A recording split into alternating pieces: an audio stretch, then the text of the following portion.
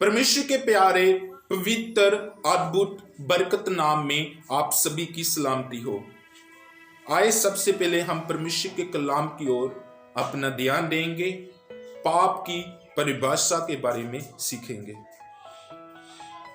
What is definition of sin? अगर हमारे किसी भी शब्द के साथ, अगर हमारी सोच के साथ, अगर हमारे विचारों के साथ, अगर हमारे उठने बैठने के साथ, सुनने के साथ, देखने के साथ, अगर हम परमेश्वर के पवित्र वचन का, कलाम का विरोध करते हैं तो उससे पवित्र बाइबल पाप कहती है। मैं एक बार फिर पाप की डेफिनेशन को रिपीट करना चाहता हूं, दोबारा बोलना चाहता हूं। अगर हमारे किसी भी शब्द के साथ, अगर हमारे सोच के साथ, विचारों के साथ, उठने बैठने के साथ, देखने के साथ और सुनने के साथ अगर पवित्र शास्त्र का, परमेश्वर के कलाम का अगर हम विरोध करते हैं तो उसे पाप कहते हैं। जब हम पहला यूहन्ना उसकी 3:4 आयत में देखते हैं, जो कोई पाप करता है वह सरा का विरोध करता है, पाप तो सरा का विरोध है।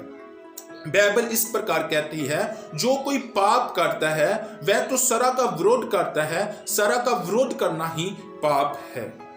और जब हम परमेश्वर के पवित्र कलाम में रोमिया की किताब 3:23 में देखते हैं तो पवित्र शास्त्र इस प्रकार कहता है, इसलिए सबना ने पाप किया और परमेश्वर की महिमा से रहित है। मैं एक बार फिर इसको रिपीट करना चाहता हूं, इसलिए सबना ने पाप किया और परमेश्वर की महिमा से रहित है।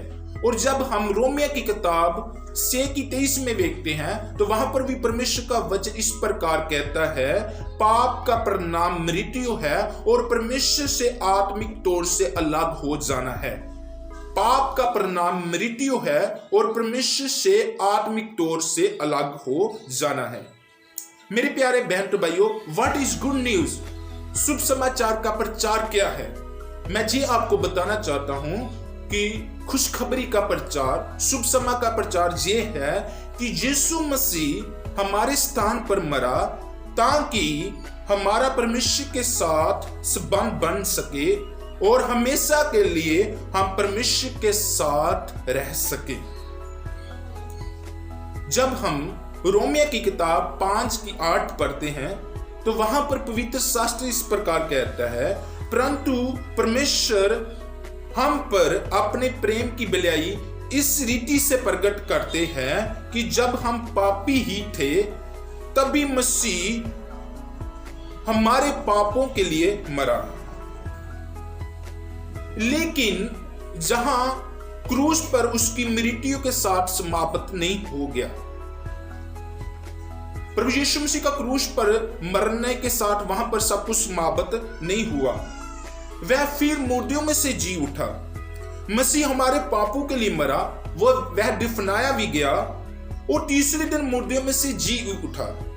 जब हम पवित्र शास्त्र में पहला कुरिन्थियन उसकी 15:3-4 आयत में पवित्र शास्त्र में देखते हैं तो परमेश्वर का पवित्र वचन इस प्रकार कहता है, परमेश्वर का दास संत पौलुस इस प्रकार कहता है, इसी कारण मैंने सबसे पहले तुम्हें ये बात पहुंचाई थी जो मुझे पहुंची थी कि पवित्र शास्त्र के वचन के अनुसार यीशु मसीह हमारे पापों के लिए मरा और गाड़ा गया और पवित्र शास्त्र के अनुसार वह तीसरे दिन जी उठा।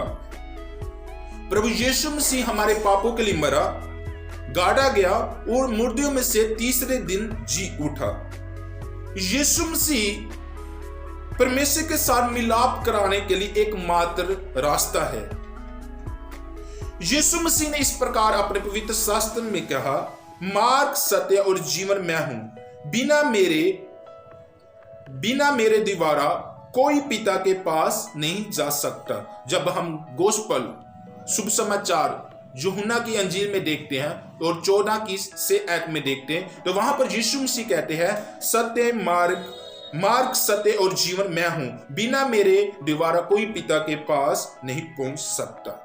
सो मेरे प्यारे बहन भाइयों, यीशु मसीह एक मार्ग है हम उसके पिता तक पहुंचने का, और उस मार्ग पर चलने से पहले और मेरे प्यारे बहन भाइयों, हमें यीशु मसीह पर विश्वास करने की जरूरत है।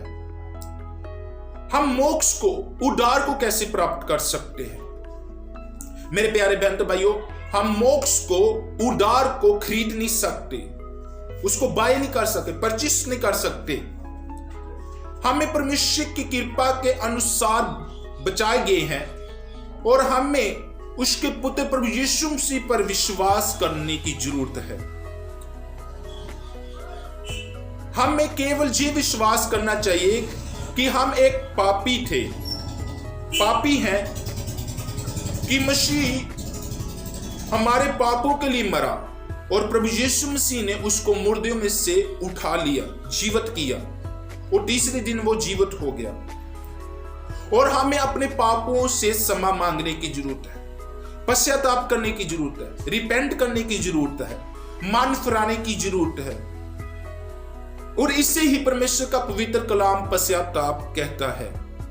सो परमेश्वर का पवित्र कलाम इस प्रकार कहता है, जब हम परमेश्वर के कलाम में रोमिया की किताब उसकी 10:9 में देखते हैं, सो परमेश्वर का वचन इस प्रकार कहता है कि यदि तुम अपने मुंह से यीशु को प्रभु जानकर अंगीकार करे और अपने मन से ये विश्वास करे कि परमेश्वर ने उसे मुर्दों में से जिवाया है, तो तू निश्चित उद्धार प्राप्त पाएगा। सो मेरे प्यारे बहन भाइयों, अगर आप उद्धार प्राप्त करना चाहते हो तो आपको अपने मुंह से और ये विश्वास करने की जरूरत है, और दिल की गहराइयों से ये, मन से ये विश्वास करने की जरूरत है कि परमेश्वर ने अपने पुत्र प्रभु यीशु मसीह को मुर्दों में से जिवाया है और तीसरे दिन वो जी उठा है, और आप सचमुच उद्धार को प्राप्त करेंगे, क्योंकि परमेश्वर आपको जानते हैं और आपसे अधिक प्रेम करते हैं और आपको उद्धार देना चाहते हैं, छुटकारा देना चाहते हैं, मोक्ष देना चाहते हैं। सो जितने